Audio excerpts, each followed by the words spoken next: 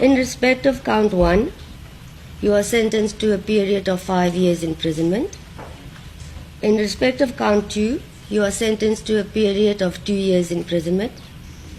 In respect of count 3, you are sentenced to 20,000 rand or to undergo 6 months imprisonment. In respect of count 4, you are sentenced to 20,000 rand or to undergo 6 months imprisonment. In respect of count 5, you are sentenced to pay a fine of 20,000 rand or to undergo 6 months imprisonment. In terms of Section 280, subsection 2 of Act 51 of 1977, the court orders that the sentence imposed in respect of counts 2, 3, 4, and 5 run concurrent with the sentence imposed in respect of count 1.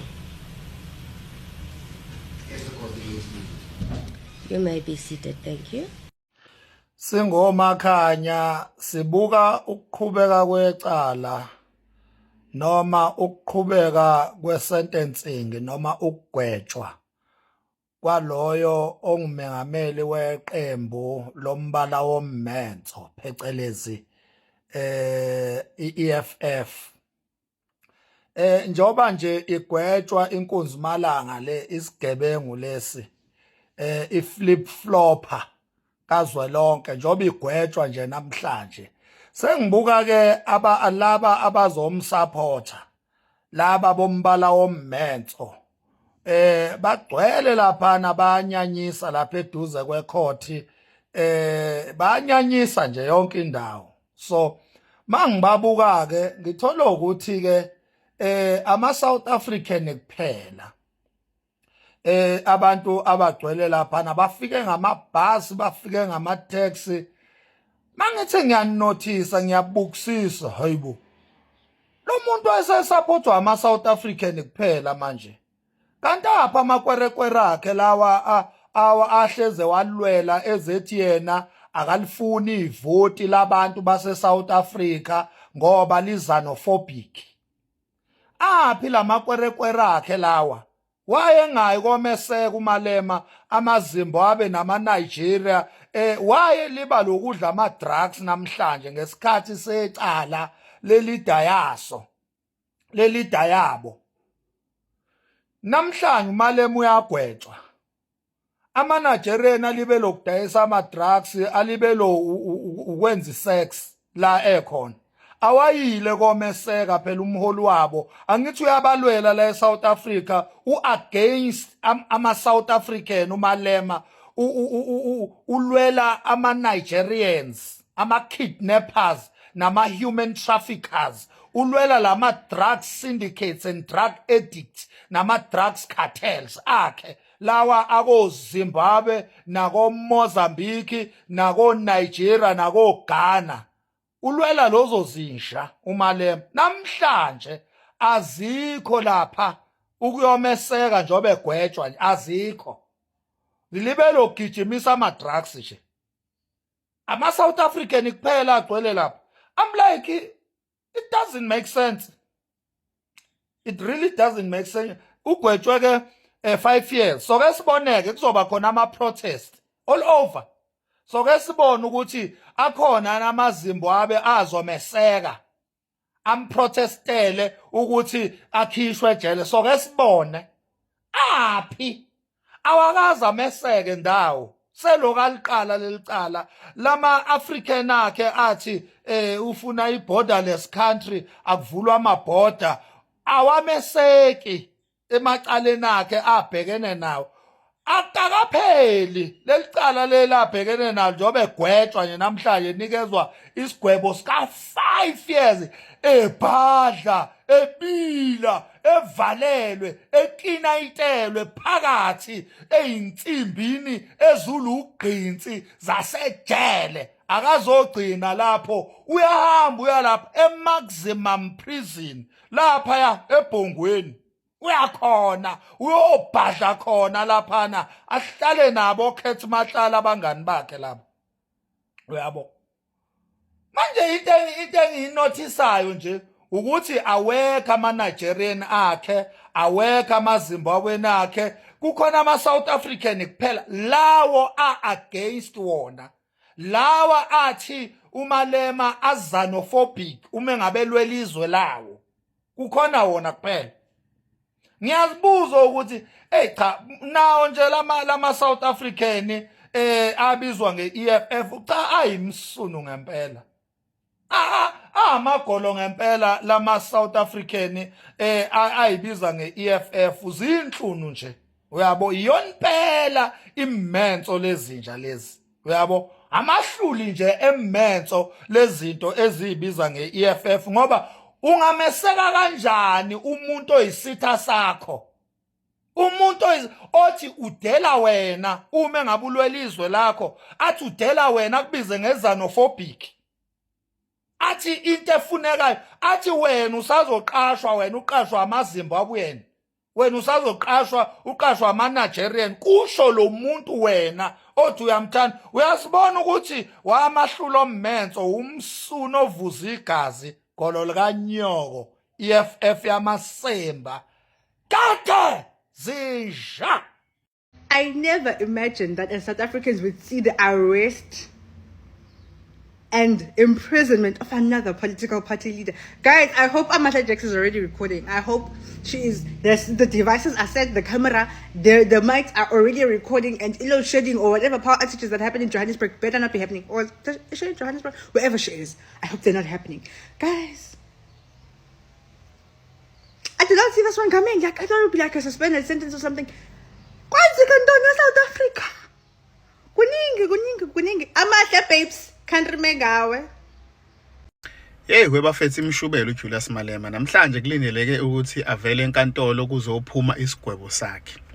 Iargument abanayo abameli bakhe ukuthi icala lakhe bafisa ukuthi agwetshwele ngaphandle angaboshwa.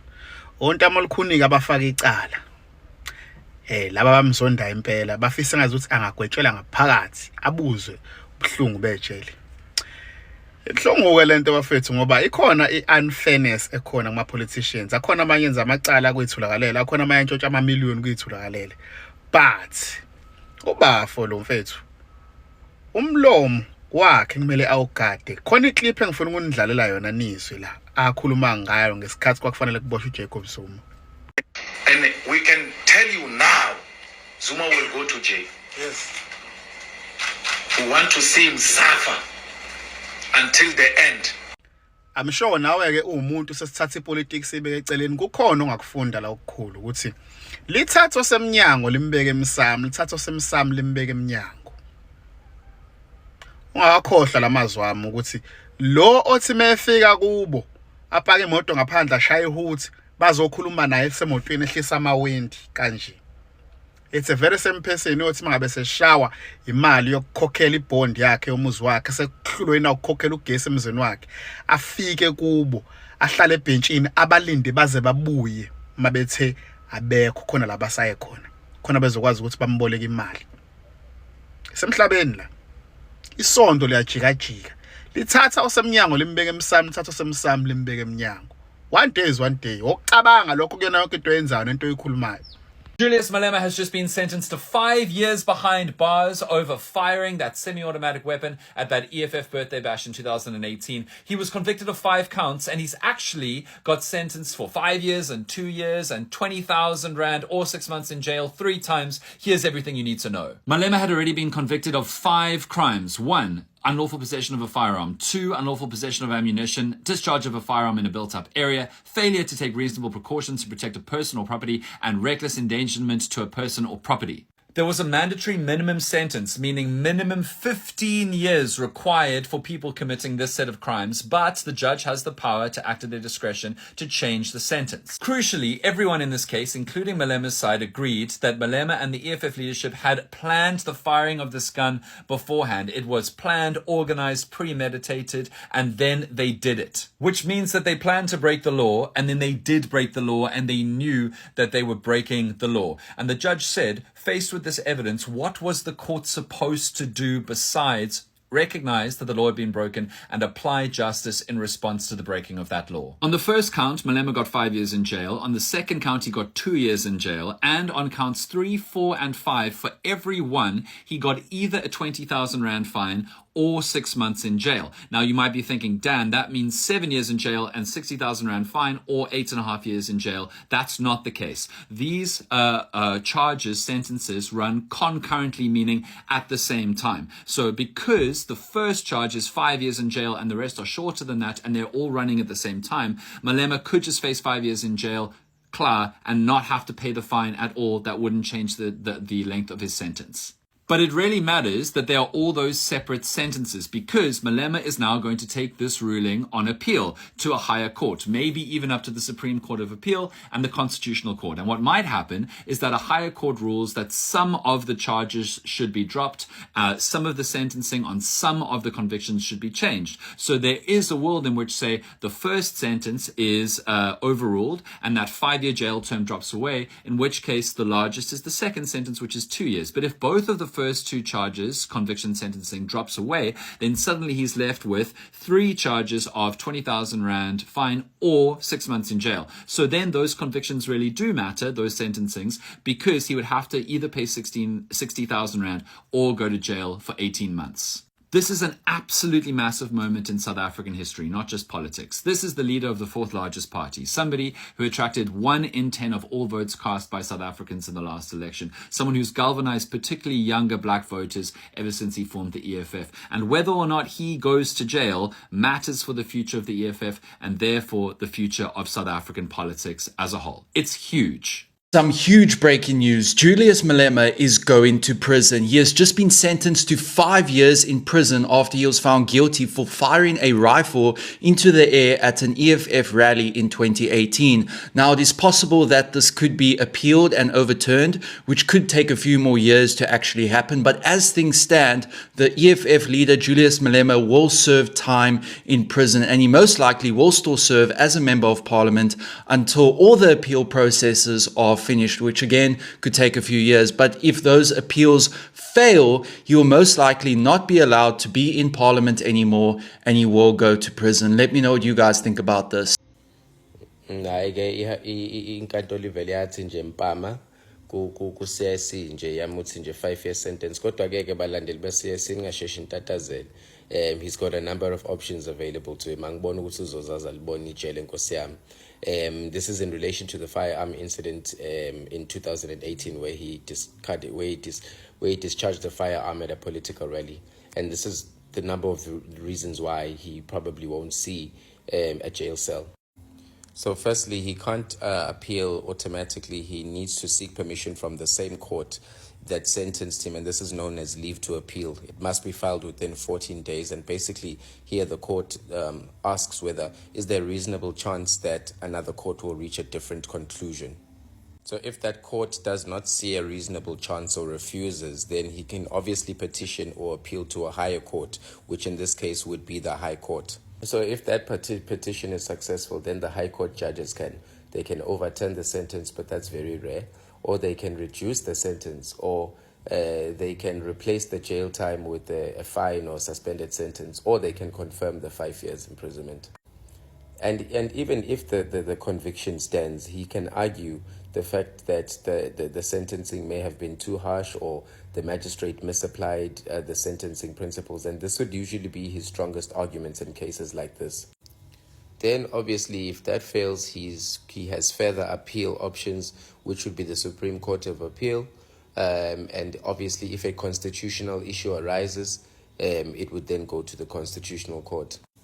He can apply for bail, or he can stay out of jail whilst appealing, and this is very important. So the court will then consider whether he's a flight risk, whether it's in the public interest, things of that nature. So ningasheshi ntatazele nkosi yami ngo-CIC wenu. And we can tell you now, Zuma will go to jail. Yes. We want to see him suffer until the end for what he did to a generational mission. So it's not over. We're going to fetch him from the village straight to Hoshimampuru prison in Pretoria. And we don't say things that we don't do.